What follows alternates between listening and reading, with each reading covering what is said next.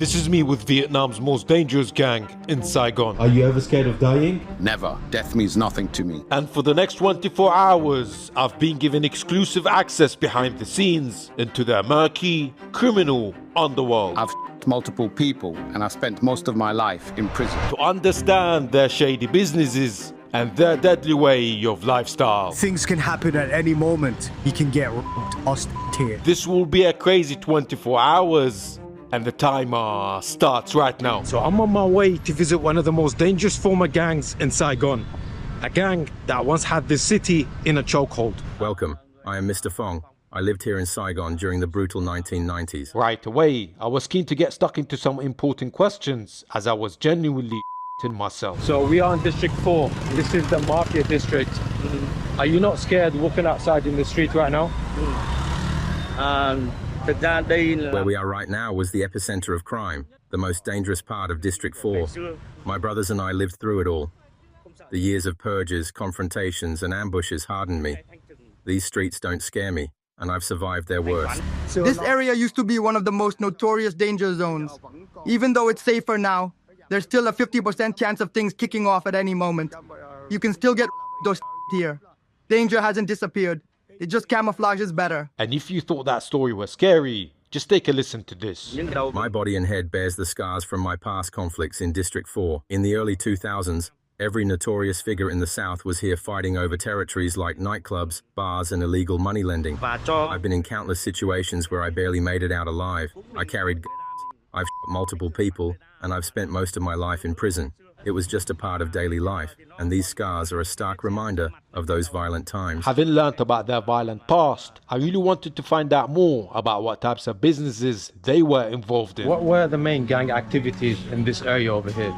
I heard a lot of crazy stories, but can you actually tell me what you used to see over here growing up? This district was the breeding ground for illicit operations and nefarious businesses. It was also the home of the largest gambling den in this city. My brother, Nam Kam, was its leader, and he controlled the entire operation. People just to claim a piece of territory and to earn a chance at making a living. It wasn't about choice, it was about survival. Feeling nervous, I tentatively asked my next question. You've been through so much things in your life.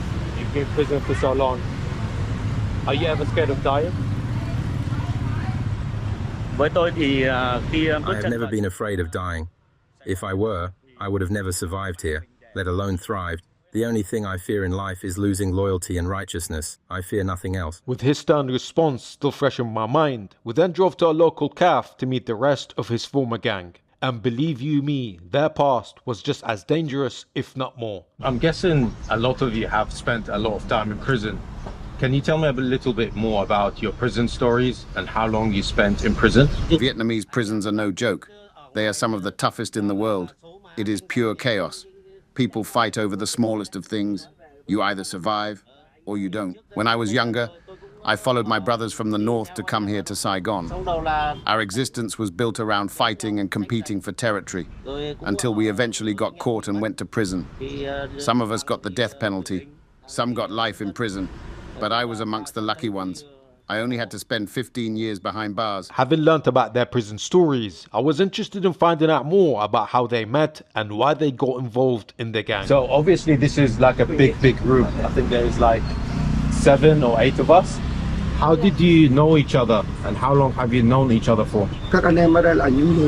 Most of my brothers here aren't originally from Saigon. We all came from the central region to build our lives and to start our careers. But while working here, we encountered gangs and violence. And before we knew it, we became entangled in that crazy lifestyle. It wasn't out of choice. It was purely out of necessity. Even though that life is now behind us, people in Saigon still respect us because we stood for something good. We stood up for the weak. Are you ever still tempted to go back to that old life, and do you miss it? It's a fair question. We now live in peace, and we've washed our hands from our past. We run legal businesses, and we contribute positively to society. In everything we do, we aim to support those who are less fortunate than us. We're trying to be better, trying to be more true to ourselves. But even now, there are rivals who try to suppress us and try to hold us down. And if and when that happens, we will have no choice but to handle things like we did in the old days. Back then, life was simple and it was black and white. You knew exactly who your enemies were and who were your brothers. The grudges, the friendships, it was all so clear. But now, you never know. A man will invite you into his home, offer you food and drinks, and he will still be ready to you in the back at any moment. At this point, I finally managed to earn their trust. So much so that they decided to show me their former gang headquarters. Where we're standing right now used to be one of the most complicated areas in this city. It originally belonged to the military, but it was also the territory of the big boss, Nam Kam. Now it's been completely transformed, but back then, this was the headquarters of the gang. Just over there, people used to get on boats to smuggle contraband across the river from District 1 to District 4. Look at it now. High-rise buildings, clean streets. It all seems so safe. But in the past, neither this side nor the other was safe, and it was full of danger. This used to be the main hub for the smugglers. Boats constantly came and went, carrying illegal goods. When the police raided, smugglers would jump into the river and swim to the other side, hiding beneath their boats to escape. If you had strong lungs, you might make it. If not, you'd drown. And even if you were lucky enough to escape the police, there was still one more danger waiting. The rival gang on the other side. Elbow. You would not realize this, man. This is obviously the most expensive area in all of Saigon, and we're surrounded by literally the most expensive real estate. But yeah, just 10 years ago, this place used to be a complete shithole. People selling drugs, activities. The main gang headquarters used to be over there. This place was different. With me clearly feeling overwhelmed by their violent stories, they decided to lighten their mood by showing me where they used to party. But if you thought that this place was all about having a good time, you, my friend, are sadly mistaken. This is Monaco, one of the most infamous hotspots of the early 2000s. This club used to throw extravagant parties, hosting around 500 elite guests, the finest of drinks and the best of foods. It was a playground for the rich and powerful. But don't get me wrong, it wasn't all luxury and excess. Fights broke out regularly, so much so that hundreds of policemen used to be here at all times. Since all parts of society used to gather here, it was impossible to avoid violence. One of the most infamous incidents in this area was a massive clash between southern and northern gangs. A huge group armed with guns and other weapons started fighting, turning this entire block into a scene of pure bloodshed. During the chaos, things spiraled out of control, and a policeman had his hand completely chopped off. In another incident, a notorious northern gang from Haiphong slapped the cheek of Mr. Nam Kam's son-in-law. And if you know anything about Saigon in the 90s and early 2000s, you'd know that no one messed with Mr. Nam Kam's family. Fortunately, the bosses of both the northern and southern gangs stepped in before things escalated. If they hadn't, it would have turned into an all-out war. Having learnt about their criminal past, I really wanted to find out more about them as individuals, not as former gangsters and certainly not as violent thugs. And so I decided to ask this question. So I could tell you look fresh, you got a really cool style. I have a question. How many girlfriends did you have back in the day? That was my expertise. I was a party person.